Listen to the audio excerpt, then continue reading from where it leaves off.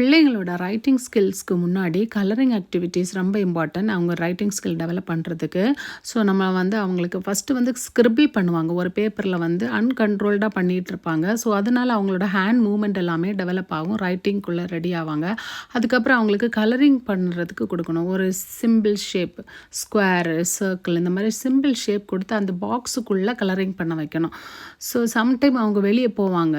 So நம்ம practice பண்ணும்போது கிராஜுவலாக அவங்க இன்சைட் கலரிங் பண்ண ட்ரை பண்ணுவாங்க.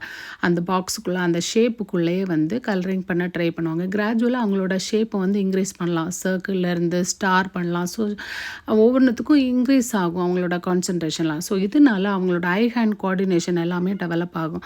அவங்க எவ்வளோ பார்த்து கலரிங் பண்ணுறாங்க, எவ்வளோ கண்ட்ரோலாக பண்ணுறாங்க அப்படின்னு சொல்லிட்டு டெவலப் ஆகும்.